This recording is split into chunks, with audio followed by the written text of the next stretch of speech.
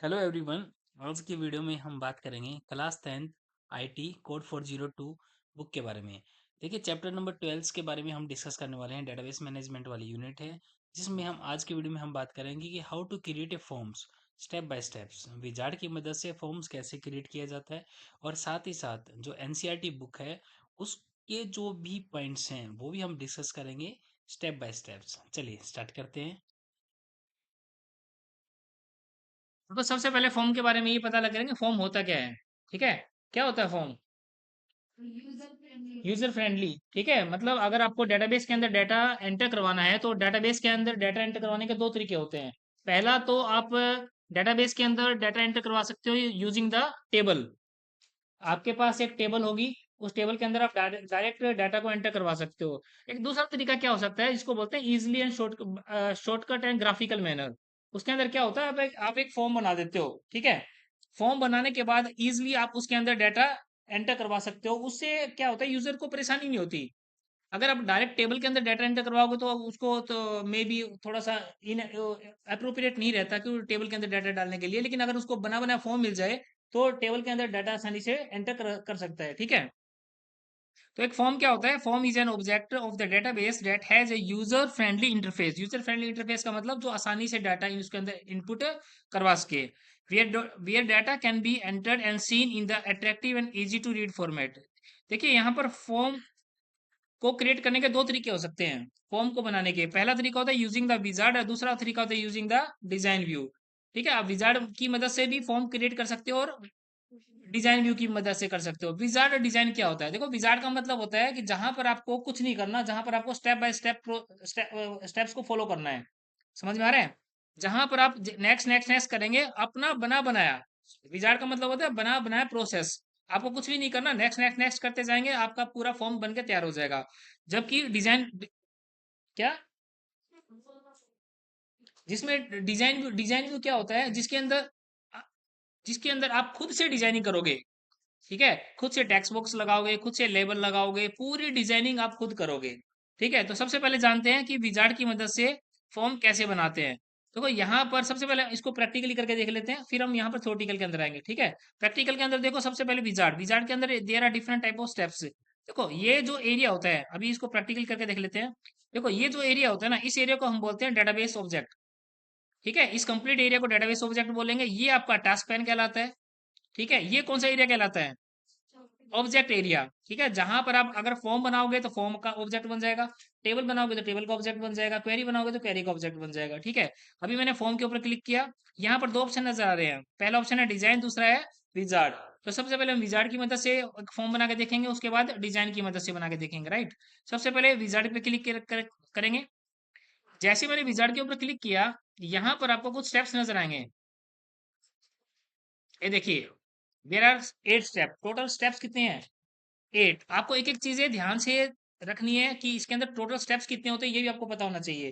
क्योंकि कुछ नहीं पता, सीबीएसई कहाँ से क्या क्वेश्चन पूछ ले। समझ में आ गया? फॉर्म विजार्ड के अंदर टोटल स्टेप्स होते हैं 8। फर्स्ट स्टेप्स में क्या पूछ रखा है? Field selection. क्या है? फील्ड का सिलेक्शन। देखो, यहाँ पर आपको ये डिसाइड करना है कि आपको कौन सी टेबल, यहाँ दो टेबल दे रखी है। टेबल 1 का फॉर्म बनाना है, टेबल 2 का बनाना है, या क्वेरी का बनाना है। ठीक है, तो मैंने यहाँ पे सेलेक्ट किया टेबल 1। अब टेबल 1 के बाद यहाँ पर इसकी फील्ड, जो टेबल की जो फील्ड है ना, वो फील्ड आपको कहाँ मिलेगी? अवेलेबल फील्ड के अंदर। कहाँ मिलेगी? अवेलेबल फील्ड के अंदर सारी फील्ड मिलेगी आपको। ठीक है, आप यहाँ पे देख देख भी सकते हो थ्योरेटिकल के अंदर।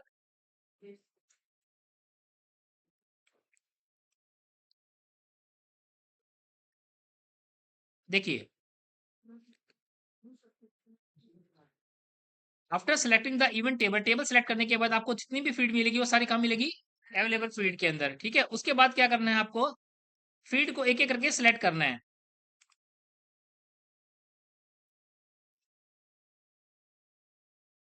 यहाँ पर जैसे आपके पास 3 फील्ड दे रखी है, आईडी, नेम और मार्क्स। अगर आपको एक एक करके फील्ड को सिलेक्ट करना है, उसके लिए आप यहाँ से इस ऑप्शन के ऊपर क्लिक कर सकते हो। देखो, मेरे को आईडी को करना है और मार्क्स को करना है। ठीक है, लेकिन अगर आप चाहते हो कि सारे एक साथ, आईडी, नेम और मार्क्स मैं चाहता हूँ, देखो ध्यान से सुनना है, मैं चाहता हूँ अपने मेरे फॉर्म के अंदर ये तीनों तीनों आईडी, नेम और मार्क्स तीनों डिस्प्ले करें। ठीक है, तो तीनों डिस्प्ले कब करेंगे? जब ये तीनों यहाँ पर मेरा फील्ड इन द फॉर्म के अंदर आएंगे। तो उसके लिए मुझे क्या करना है, यहाँ पर इस ऑप्शन पे क्लिक करूंगा तो ये सारी फील्ड यहाँ पर आ जाएगी। उसके बाद नेक्स्ट स्टेप, नेक्स्ट स्टेप में क्या कर रखा है? सेट अप ए सब फॉर्म। अगर आप चाहते हो कि फॉर्म के अंदर भी एक छोटा सब फॉर्म आ जाए तो उसके लिए ये ऑप्शन होता है। अगर आप ठीक है, तब आप यहाँ पर क्लिक कर सकते हैं ऐड सब फॉर्म। ठीक है, अगर आप नहीं चाहते कि कोई भी सब फॉर्म आए तो आप इसको क्या कर दो, अनचेक कर दो। एक चीज और ध्यान से देखो, जब मैं इसको चेक कर रहा हूँ तो अगला ऑप्शन ऑटोमेटिकली डिस्प्ले हो रहा है, और जब मैं इसको अनचेक कर रहा हूँ तो अगले दोनों ऑप्शंस क्या हो रहे हैं, हाइड हो रहे हैं। इसका मतलब step number 3 and step number 4 किससे रिलेटेड है, सब फॉर्म से रिलेटेड। समझ में आ रहा है? Step number 3 and step number 4 are related to sub form, ये भी आपको पता होना चाहिए। उसके बाद जैसे मैं नेक्स्ट पे क्लिक किया, डायरेक्ट कहाँ पे आ गया, स्टेप नंबर 5। ठीक है, उसके बाद यहाँ से मुझे क्या सिलेक्ट करना है, arrangement of the main form. यहाँ पर अलग अलग तरह के व्यूज आएंगे। देखो जहां पर हम क्लिक कर रहे हैं वैसा ही व्यूज यहाँ पर डिस्प्ले हो रहा है। बस व्यूज का भी आपको नाम पता होना चाहिए। समझ में आया? देखो इस व्यूज का नाम क्या है, कॉलम लेबल लेफ्ट। नेक्स्ट का क्या नाम है, लेबल ऑन द टॉप। ये क्या है, एज डाटा सीट। ये क्या है, इन ब्लॉक लेबल अबो। समझ में आ रहा है? एक एक चीज आपको पता होनी चाहिए, किस ऑप्शन पर क्लिक करने से कौन सा ऑप्शन डिस्प्ले हो रहा है। ठीक है, ऐसा कोई भी पॉइंट नजर ऐसा नहीं हो जो आपको नहीं पता हो, राइट। अब यहाँ पर देखो मैंने ये वाला ऑप्शन सिलेक्ट किया, उसके बाद अरेंजमेंट कर लिया कंट्रोल्स का, नेक्स्ट किया, set data entry. Set data entry, अब ये स्टेप्स के अंदर क्या है, ध्यान से देखो। देखो यहाँ पर अगर मैं क्लिक करता हूं तो क्या क्या लिखा हुआ है, ध्यान से देखो। This form is to be use for entering new data only, existing data will not be display. इसका मतलब क्या होगा, जब मैं यहाँ पे क्लिक करके नेक्स्ट करूंगा, मतलब नया डाटा तो डल जाएगा लेकिन जो पुराने वाला डाटा है उसका क्या होगा, वो डिस्प्ले नहीं होगा। अगर आपकी टेबल के अंदर 50 रिकॉर्ड है तो 50 के 50 रिकॉर्ड डिस्प्ले नहीं होंगे, लेकिन जो 51 वाला रिकॉर्ड है वो एंटर हो जाएगा। लेकिन अगर आप चाहते हो कि मुझे पहले वाले डाटा भी देखना है, तब क्या करें, तो पहले वाला अगर डाटा देखना हो तो आप कहाँ पे क्लिक करेंगे, यहाँ पर।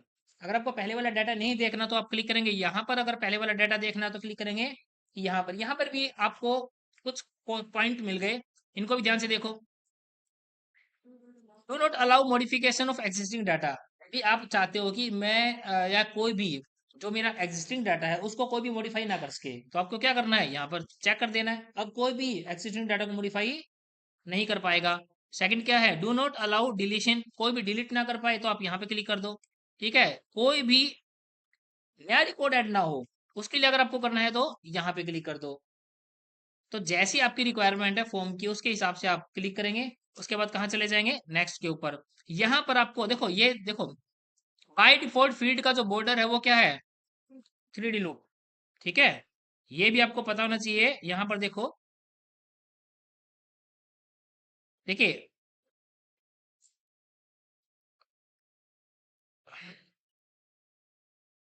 यहाँ पर सारी चीजें मेंशन है। Bye default the border of the field text value is display in the 3D loop. ठीक है, 9 स्टेप्स के अंदर है, तो बाय डिफॉल्ट आपका 3D लुक रहता है, आप इसको चेंज भी कर सकते हैं। ठीक है, उसके अलावा by default the name of the form is same as the name of the table. मतलब क्या हुआ इस बात का, देखो अगर आपका फॉर्म, अगर आपकी टेबल का नाम है टेबल 5, क्या नाम है, टेबल 5, और आप कोई भी नया फॉर्म बनाते हो तो फॉर्म का नाम भी क्या रहेगा, टेबल 5। बात समझ में आ रही है? जो टेबल का नाम रहेगा वही क्या नाम रहेगा, फॉर्म का नाम रहेगा। इस बात का आपको ध्यान रखना है। ठीक है, अगर टेबल एक से ज्यादा बनी हुई है, अगर टेबल एक से ज्यादा बनी हुई है, ठीक है, तो उस केस के अंदर आपका फॉर्म का नेम डिफरेंट हो सकता है। ठीक है, तो फर्स्ट टाइम जब आप कोई भी टेबल बनाओगे, फॉर्म बनाओगे, तो उसमें टेबल का नाम ही रहेगा। अब यहाँ पर एक बार बना के देख लेते हैं। ये देखो, बाय डिफॉल्ट आपका 3D लुक रहता है, नो बॉर्डर या फ्लैट मैं लगा सकता हूँ। देखो जो भी मैं कर रहा हूँ उसका चेंजेस इफेक्ट यहाँ पे आ रहा है, ध्यान से देखो। 3D look, no border, flat. ठीक है, अब 3D लुक के बाद मैंने किया नेक्स्ट, मेरे फॉर्म का नाम क्या आया, फॉर्म का नाम क्या आया, टेबल 1। समझ में आ रहा है? तो क्योंकि मेरे मेरे पास जो ऑलरेडी टेबल बनी हुई है उसका नाम भी क्या था, टेबल 1। ठीक है, क्योंकि टेबल 1 से ही मैंने फॉर्म 1 बनाया है, इसीलिए इसका नाम सेम रह गया। अब यहाँ पे work with the form, modify the form, ये इसका क्या मतलब है भाई, देखो वर्क विद द फॉर्म, अगर अब मैं यहाँ पर फिनिश करता हूँ तो क्या होगा, मेरे पास ये फॉर्म ओपन हो जाएगा डाटा को एंटर करने के लिए। समझ में आ गया? जैसे मैं फिनिश करता हूँ, नया डाटा मैं आसानी से इसके अंदर मॉडिफाई कर सकता हूँ, एंटर कर सकता हूँ। लेकिन अगर मैंने यहाँ पर मॉडिफाई द फॉर्म के ऊपर क्लिक किया तो मेरा क्या होगा, क्या कौन सा ऑप्शन ओपन होगा इसके अंदर? इसके अंदर आप नया डाटा एंटर नहीं कर पाओगे। मॉडिफाई द फॉर्म, फॉर्म को मॉडिफाई करने के ऑप्शन आ जाएंगे। समझ में आ रहा है? जैसे अब मैं यहाँ पर वर्क विद द फॉर्म के ऊपर फिनिश कर रहा हूँ, ध्यान से देखना। तो मेरे पास एक फॉर्म आ जाएगा जिसके अंदर मैं आसानी से डाटा एंटर कर सकता हूँ। ठीक है, देखो यहाँ पर, अब यहाँ पर देखो मेरे पास टोटल नंबर ऑफ रिकॉर्ड कितने हैं, 8। अब मैं यहाँ पर, इसका नाम क्या होता है भाई, इस एरिया का? रिकॉर्ड टूल बार, शाबाश, समझ में आ रहा है? इस एरिया का नाम होता है रिकॉर्ड टूल बार। यहाँ से हम एक एक करके रिकॉर्ड को देख सकते हैं, देखो। ठीक है, और ये है लास्ट रिकॉर्ड पे जाने के लिए।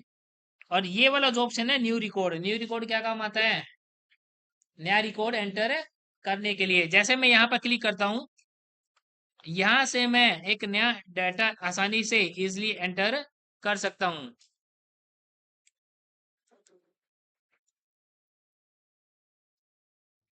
वो डाटा मेरा टेबल के अंदर जाकर स्टोर हो चुका है। तो ये जो स्टेप्स थे ये हमने डिस्कस किए हैं कि हम विजार्ड की मदद से फॉर्म जनरेट कैसे कर सकते हैं। सबको समझ में आ गया, स्टेप बाय स्टेप्स? मॉडिफिकेशन वाले भी करते हैं तो क्या होता है, उसके लिए हमें एक बार फिर फॉर्म बनाना पड़ेगा। ठीक है, उसके बाद फिर मॉडिफाई पे करके देखते हैं, राइट?